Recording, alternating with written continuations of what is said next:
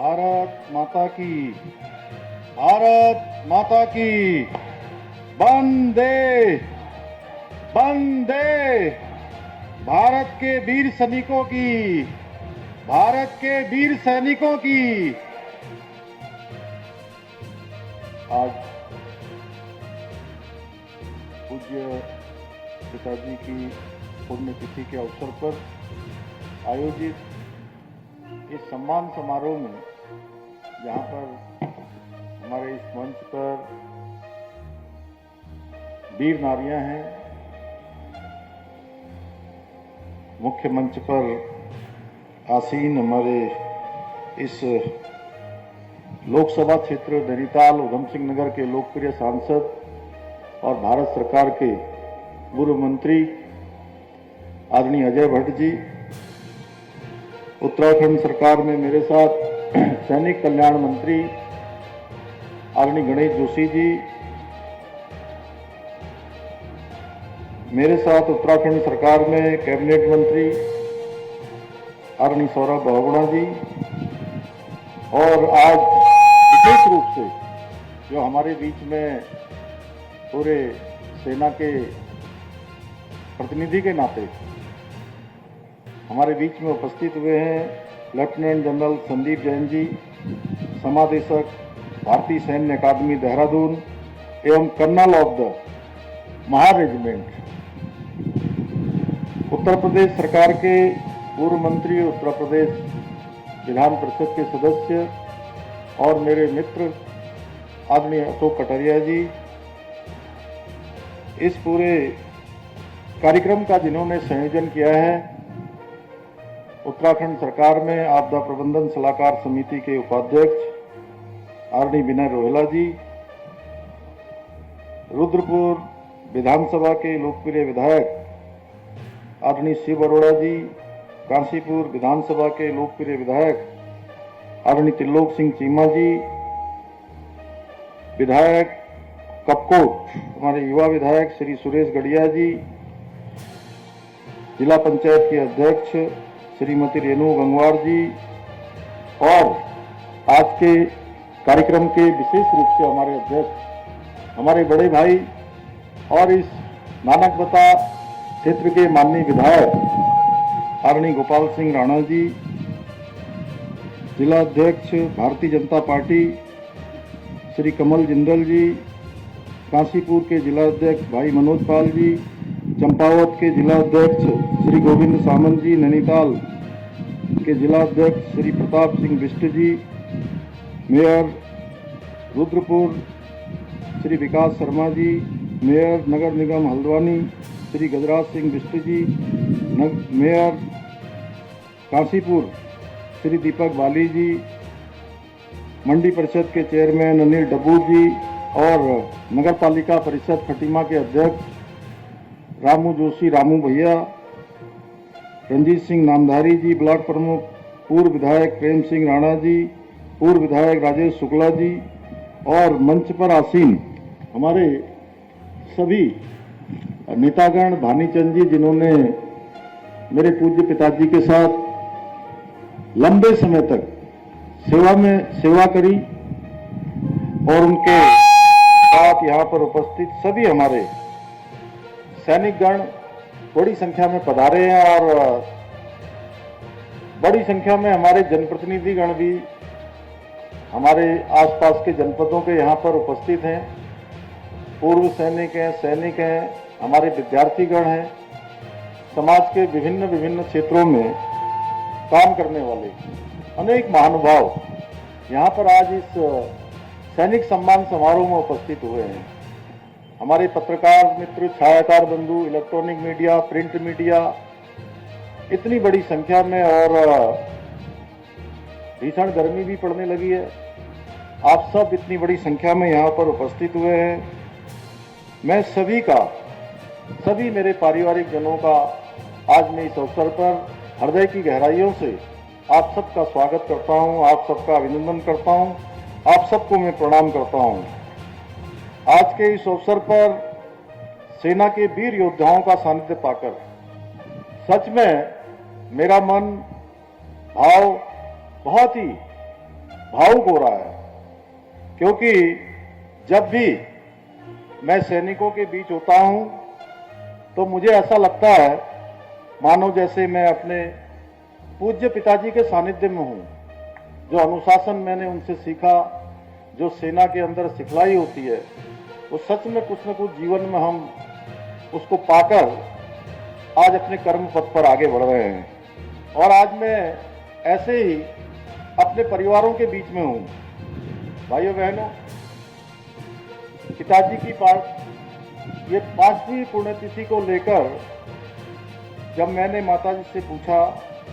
कि किस प्रकार से हमें उनकी पुण्यतिथि पर कोई कार्यक्रम करना चाहिए, किस प्रकार से उनको मनाना चाहिए, क्योंकि माताजी की बहुत इच्छा रहती है कि कोई न कोई कार्यक्रम जरूर होना चाहिए, क्योंकि पिताजी भले ही उनका छोटा दायरा था यहाँ, लेकिन उनका हमेशा ही रहता था कि कोई भी कार्यक्रम हो तो जरूर जो है सबको बुलाया जाए,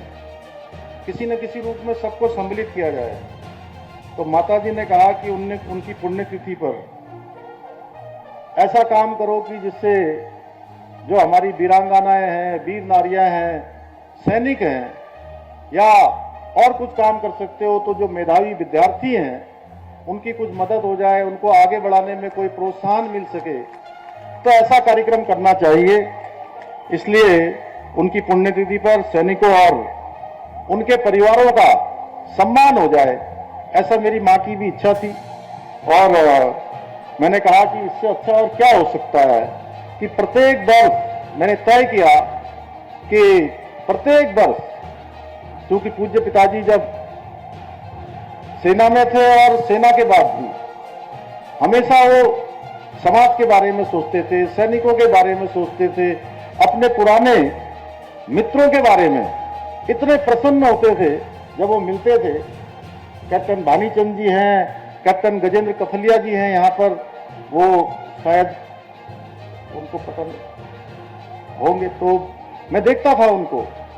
कि जब वो मिलते थे उनसे तो ऐसा लगता था कि अपने सगे भाई से भी ज्यादा प्रेम उनसे करते हैं जिन्होंने उनके साथ काम किया है। तो मुझे भी लगा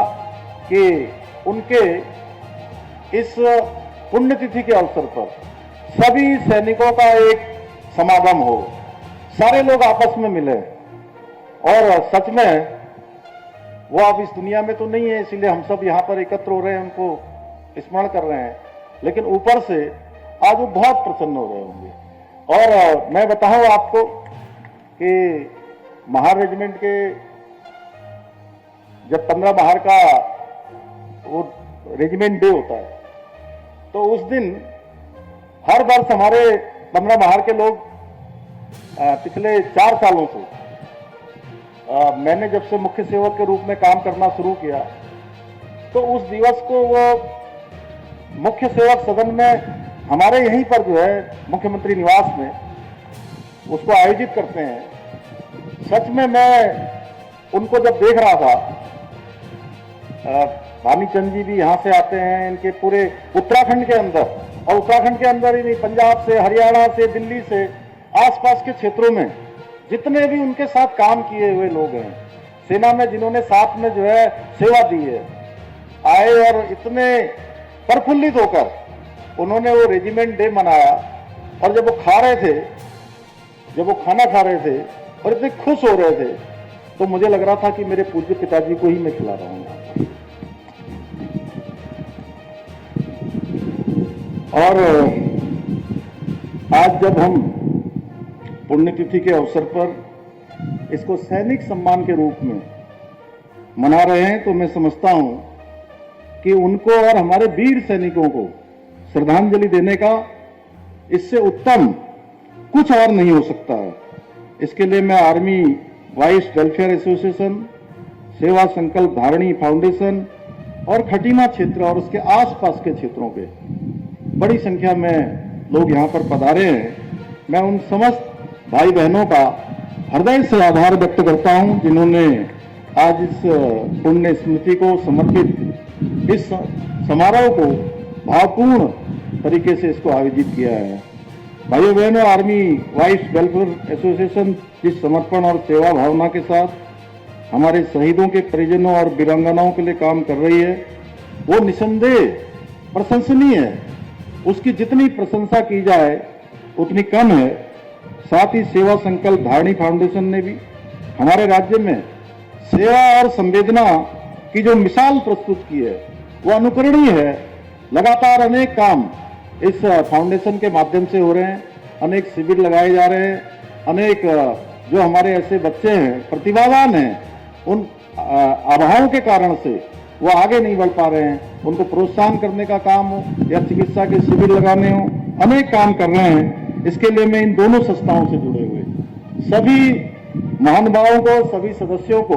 बहुत धन्यवाद देता हूं। मैं आशा करता हूं कि भविष्य में भी प्रत्येक वर्ष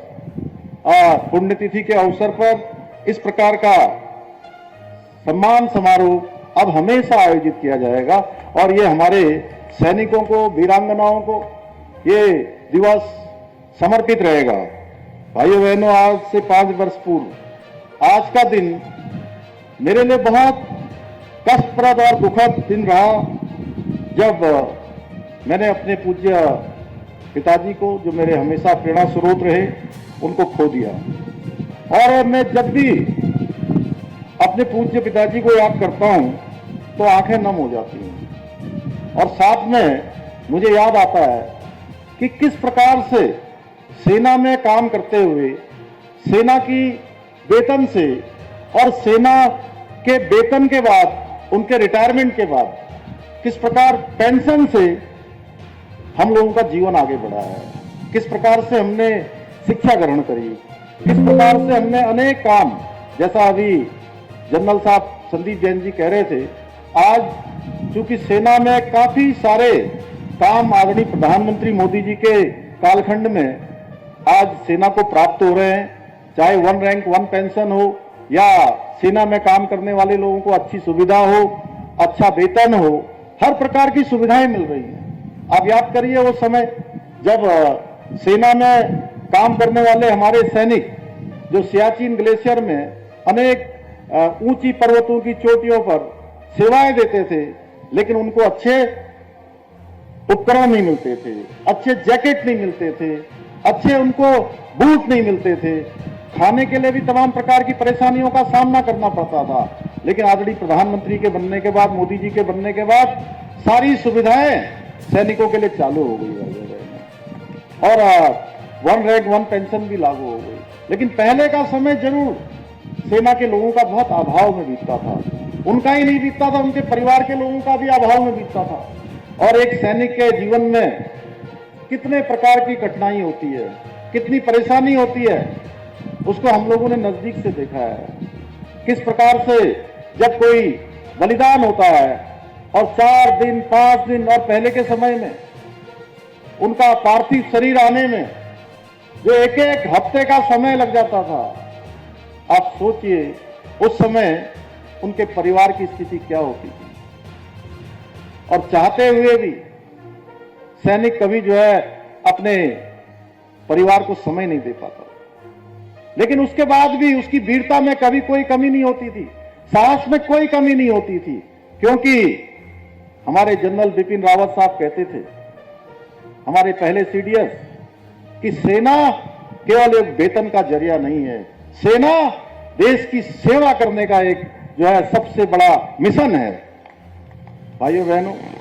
ऐसे अनेक लोग मैं देख रहा हूं, यहां पर अधिकांश लोगों को मैं जानता हूं।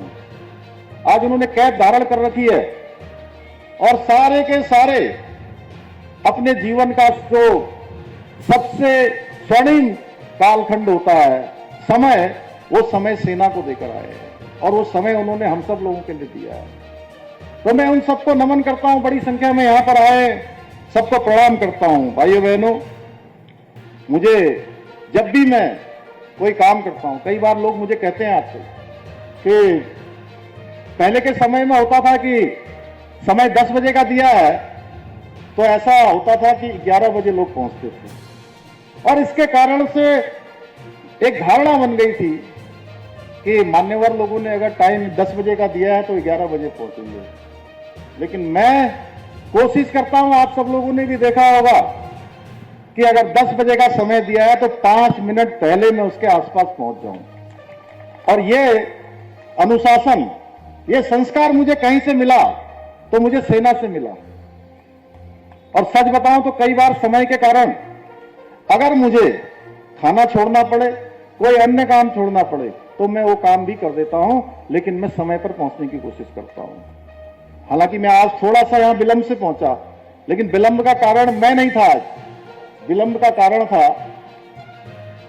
वहां से देहरादून से यहां की दूरी को हमने माना था कि हम 1 घंटे में पहुंच जाएंगे, लेकिन आज यहां पहुंचने में हमको 1 घंटा और 25 मिनट लग गया, इसलिए मैं थोड़ा सा विलंब से पहुंचा। लेकिन मैं आप सबको प्रणाम करता हूं, आपका धन्यवाद करता हूं कि जितनी संख्या यहां पहुंचने पर इस पंडाल में थी, उसमें से एक भी कम नहीं हुई। सारे लोग जो है यहां पर बैठे हुए हैं। भाइयों बहनों, आज जो मूल्य, जो सिद्धांत, जिनकी शिक्षा मुझे पूज्य पिताजी से और सेना से मिली, उन्हीं मूल्यों के सहारे मैं आज जनसेवा की राह पर चल पा रहा हूं, कुछ फैसले ले पा रहा हूं, आदरणीय प्रधानमंत्री जी के मार्गदर्शन में राज्य को आगे बढ़ाने के लिए काम कर पा रहा हूं। और मैं अपने पूज्य पिताजी की बात करूं तो उनके सिद्धांत, उनका संघर्ष में जो जीवन था, वो बताते थे कि जो है जब मैं भर्ती होने के लिए गया, जनरल साहब, भाई साहब आप भी सेना के हमारे रक्षा मंत्री रहे हैं, तो कह रहे थे कि जो है वो मेरा वजन कम हो जाता था। तो बोले मैं खूब केले खा के गया, तब जाके मेरा वजन जो है वहां पर जो है पर्याप्त हुआ, जितना सेना को उस समय वजन चाहिए होता था। तो ऐसी ऐसी बातें, इतने प्रकार की सेना के बारे में, उनके वीरों के बारे में, उन्होंने अपना संपूर्ण जीवन बहुत सादगी के साथ जिया, परंतु अपने दृढ़ व्यक्तित्व और सेवा भावना द्वारा हमेशा समाज के लिए कार्य किया। और रिटायरमेंट के बाद भी यहाँ पर जो भी जिन संसाधनों में जितनी संसाधन उपस्थित थे, जितने थे उनके पास, उन्होंने शिक्षा के क्षेत्र में काम करना किया। एक विद्यालय भी यहाँ पर बनाया, गरीब और वंचित परिवारों को उसमें आज शिक्षा मिल रही है निःशुल्क रूप से। वो हमेशा कहते थे, बेटा केवल वर्दी पहनकर ही देश सेवा नहीं होती है, बल्कि प्रत्येक क्षण अपने कर्तव्यों का निर्वहन करना भी एक प्रकार से देश सेवा ही है। यानी कि एक सैनिक के रूप में हर कोई काम नहीं कर सकता है, हर किसी को ये सौभाग्य नहीं मिलता है, लेकिन एक सैनिक के रूप में हम अपने जिस कर्म क्षेत्र में अगर उसमें ईमानदारी से काम करें तो वो भी सैनिक जैसा ही काम होता है। और उनके इन्हीं शब्दों ने मुझे राजनीति में कदम रखने से पहले ये बात सिखा दी थी कि राजनीति कोई बड़ा पद पाने का माध्यम नहीं है, बल्कि जनभावनाओं को समझकर उनके दुख दर्द में सहभागी बनना और उनकी समस्याओं के समाधान के लिए स्वयं को पूरी तरह से समर्पित कर देने का नाम है। मेरे लिए वे जीवन भर अनुशासन, ईमानदारी और समाज के प्रति उत्तरदायित्व के प्रतीक रहे, जिन्होंने मुझे सिखाया कि राष्ट्र सबसे पहले आता है, बाकी सब उसके बाद में आता है। भाइयों बहनों, अभी रोहेला जी ने भी बताया और हमारे गणेश जोशी जी ने भी बताया, भानीचंद जी ने भी बताया कि उन्होंने 62 के युद्ध में, 65 में, 71 में और शांति सेना, ये थोड़ा सा नहीं बता पाए थे क्योंकि मैं देखा शांति सेना में भी जनरल साहब ने जरूर बोला था, शांति सेना में वो श्रीलंका में भी उन्होंने, और ऑपरेशन ब्लू स्टार में भी उन्होंने अपनी सेवाएं दी। और महत्वपूर्ण जितने भी सैन्य अभियान थे उन सभी में योगदान दिया। मुझे याद है कि वो किस प्रकार उन जवानों की देशभक्ति, पराक्रम और बलिदान की कहानियां सुनाते थे, और किस प्रकार से जो आज मेरे अंदर भी एक जज्बा है। कई बार मैं बहुत साधारण तरीके से रहता हूं, लेकिन कुछ चीजों में अगर आगे बढ़ जाता हूं तो फिर मैं आगे डटा रहता हूं। ये सब मुझे अपने पूज्य पिताजी के संस्कारों से ही प्राप्त हुआ। कि वो कहानियां सुनाते थे, जिन्होंने हंसते हंसते देश की रक्षा के लिए अपना सर्वस्व निछावर किया, वीर जवानों के बारे में। ये सब बचपन में बहुत ध्यान से मैं सुनता था, बड़ा चाव आता था, और उन कथाओं को सुनकर ऐसा लगता था कि सेना में साधारण मनुष्य नहीं जाता। सच में जो सेना में जाते हैं वो साधारण मनुष्य नहीं होते हैं, बल्कि वो महामानव होते हैं, महामानव होते हैं। आज मैं सेना में नहीं हूं, परंतु अपने वीर सैनिकों को आदर्श मानकर राष्ट्र सेवा में अपना यथासंभव योगदान सुनिश्चित करने का प्रयास कर रहा हूं। भाइयों बहनों, एक सैनिक पुत्र होने के नाते आज मुझे आदरणीय प्रधानमंत्री श्री नरेंद्र मोदी जी के द्वारा जो रक्षा क्षेत्र में आज नए नए सकारात्मक बदलाव हो रहे हैं, उनको देखकर बहुत हर्ष की अनुभूति होती है। आप सभी को 2014 से पूर्व का कालखंड याद होगा, जब सेना के शौर्य को भी राजनीतिक चश्मे से देखने का प्रयास होता था। अभी गणेश जोशी जी बता रहे थे कि जब सीमा पार से दुश्मन की गोली आती थी, आतंकवादी की गोली आती थी, अलगाववादी की गोली आती थी, जिहादी की गोली आती थी, तो वहां पर सेना के लोगों को गोली का जवाब गोली से देने का आदेश नहीं होता था, उनको आदेश लेना पड़ता था। भाइयों बहनों, महीनों बीत जाते थे, सालों बीत जाते थे, लेकिन आदेश नहीं आता था। लेकिन मोदी जी के बनने के बाद उन्होंने कहा कि जब सैनिक युद्ध करते हैं तो उनको कोई आदेश देने की आवश्यकता नहीं है, अगर गोली आएगी तो गोलों से जवाब देने का काम भारत की सेना करेगी। यह इस प्रकार का परिवर्तन हो गया भाइयों बहनों। परंतु आज देश में आदरणीय प्रधानमंत्री जी के नेतृत्व में सेना के पराक्रम और बलिदान को आज सर्वोच्च सम्मान दिया जा रहा है। आज भारतीय सेना को प्रत्येक क्षेत्र में सशक्त और आत्मनिर्भर बनाने की दिशा में काम हो रहा है, जिसके परिणाम स्वरूप आज भारत न केवल अपनी रक्षा जरूरतों में आत्मनिर्भरता की ओर तेजी से बढ़ रहा है, बल्कि विभिन्न देशों को रक्षा सामग्री निर्यात करने में भी नए नए कीर्तिमान स्थापित कर रहा है। हजारों करोड़ तक आज हमारा रक्षा का निर्यात पहुंच गया है, आने वाले सालों में लाखों करोड़ तक पहुंचने वाला है। भाइयों बहनों, आदरणीय मोदी जी के मार्गदर्शन में हमारी राज्य सरकार भी सैनिकों और उनके परिवारों के कल्याण के लिए प्रतिबद्ध है। हमारी सरकार ने जहां एक ओर शहीदों के आश्रितों को मिलने वाली अनुग्रह राशि, और ये अनुग्रह राशि भी मुझे याद है जब हमारे सौरभ बहुगुणा जी यहां बैठे, इनके पूज्य पिताजी मुख्यमंत्री थे और मैं उस समय यहां से खटीमा से ही विधायक चुनकर मैं विधानसभा पहुंचा आप सबके आशीर्वाद से, तो मैंने ही सबसे पहले वहां प्रश्न किया था, अजय भट्ट जी हमारे नेता प्रतिपक्ष थे उसमें, कि पूरे देश के अंदर ये व्यवस्था थी कि कोई भी सैनिक उनका बलिदान होता है तो उनके परिजनों को इतनी अनुग्रह राशि मिलती है, लेकिन उत्तराखंड में वो व्यवस्था नहीं थी। भाइयों बहनों, 2012-13 में यह व्यवस्था प्रारंभ हुई और 10 लाख रुपए की राशि का प्रावधान किया गया। लेकिन इस बार अभी जिस दिन यहां बाढ़ आई थी, खटीमा में बाढ़ आई थी, मैं, अजय भट्ट जी और गणेश जोशी जी तीनों लोग यहीं थे। अचानक मुझे और गणेश जोशी जी को जाना पड़ा, जो गढ़वाल राइफल्स के हमारे 5 रणबांकुरे जिनका बलिदान हुआ था कश्मीर के अंदर, उनका पार्थिव शरीर आ रहा था और उस पार्थिव शरीर आने के समय हमको वहां पर होना था। हम लोग यहां से गए और जब हम वहां 4 बजे पहुंच गए, 1-1.5 घंटे तक हमको इंतजार करना पड़ा। और इतनी देर में मेरे मन मस्तिष्क पर विचार आया कि अभी तो जवान, किसी की उम्र 23 साल, किसी की उम्र 25 साल, किसी की 30 साल, और सब 30, 32, 35 साल से छोटे सारे, और उनका बलिदान हो गया। ध्यान में आया कि इनके परिवार के लोगों का कैसे काम चलेगा आगे, उनकी सहायता होनी चाहिए। और बैठे बैठे मैंने गणेश जोशी जी से कहा कि जोशी जी आप बताइए, आप खुद सैनिक रहे हो, क्या हम इस राशि को कितना बढ़ा दें? ये हुआ कि अभी 10 लाख है तो 20 लाख कर दें,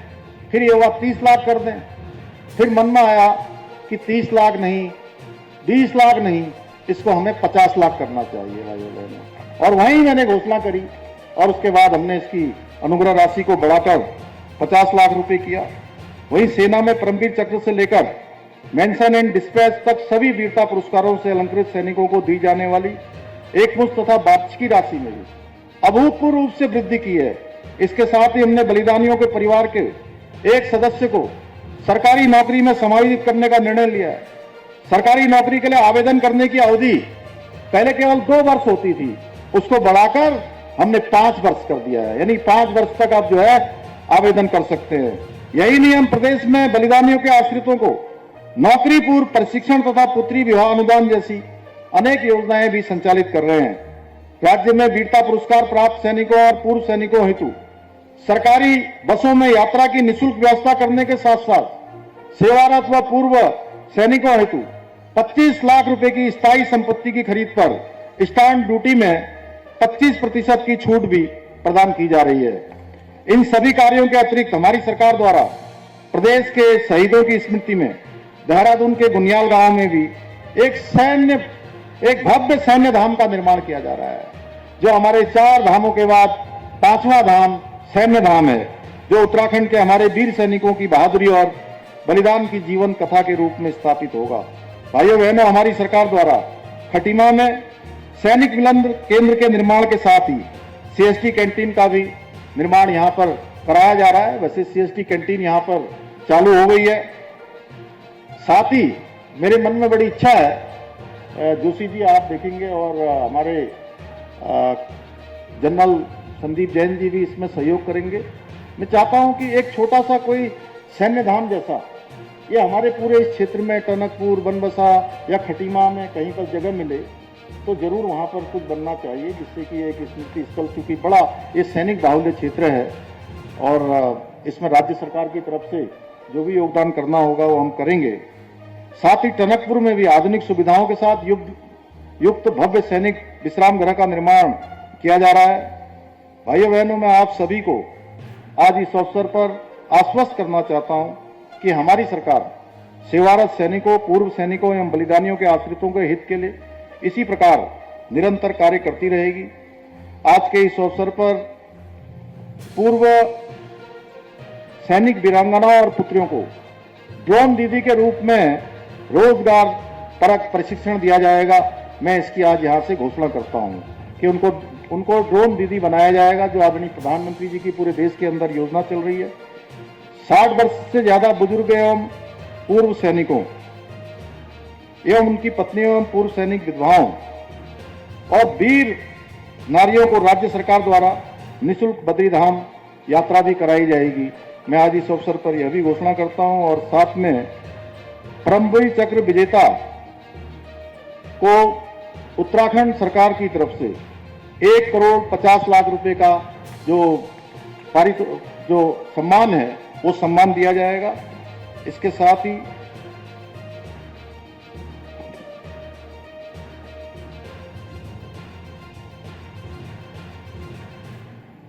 एम्स में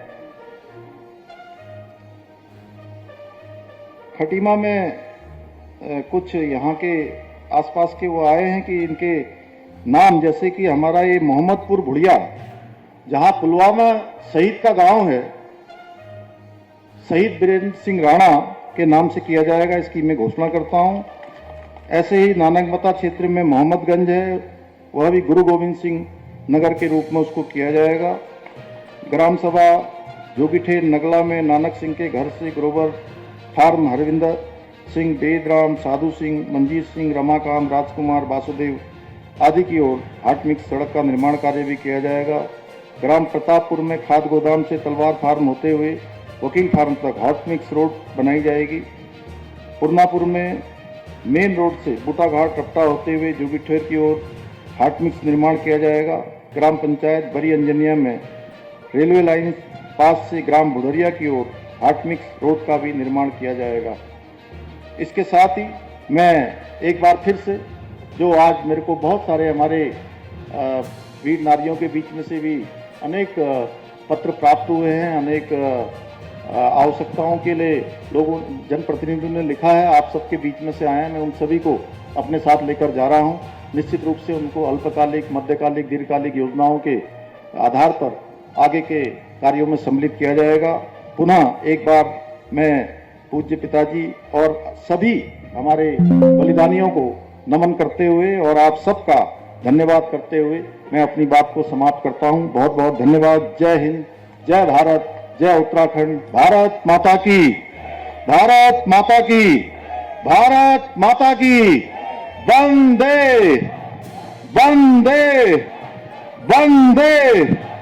धन्यवाद। धन्यवाद माननीय।